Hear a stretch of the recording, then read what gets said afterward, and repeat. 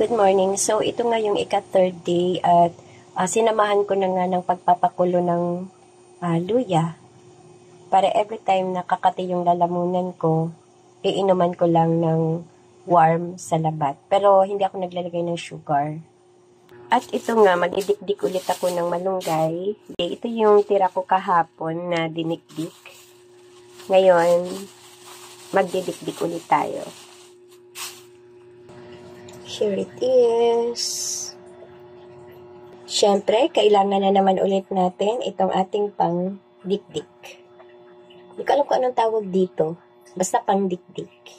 Ayan, dito tayo mas maliwanag. So, ito yun.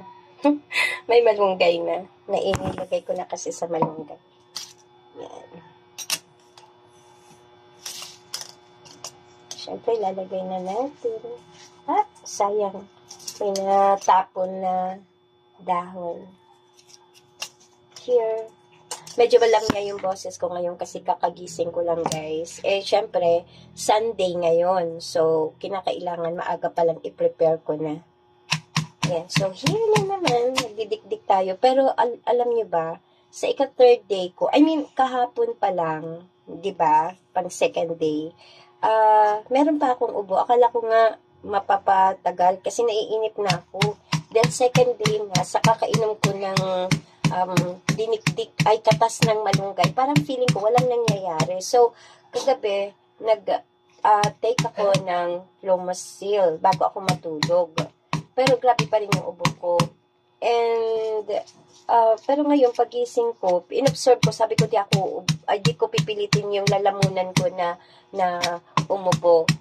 So, pagising ko nga ngayon, mas kalmado yung lalamunan ko.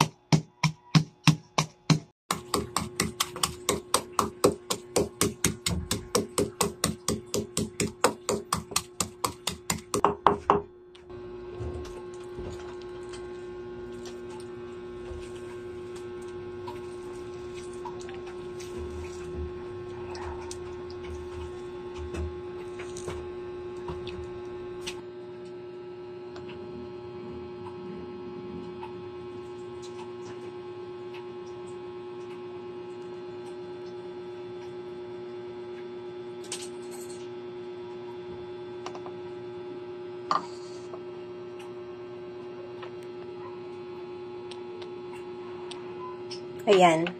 So, ayan na yung kinatas natin na dahon ng malunggay. Linagay ko na lahat pero hindi ko naman nauubusin inumin. Kalahati lang dyan para mamaya ulit yung isa.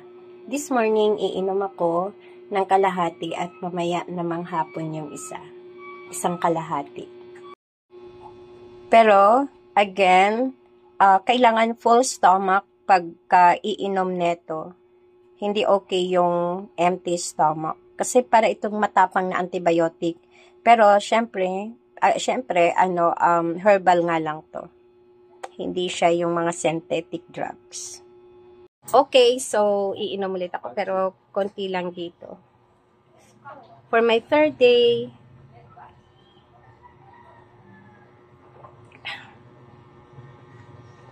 medyo mas hindi na ganun yung kalakas yung tapang kasi chilled siya, malamig, niref ko muna.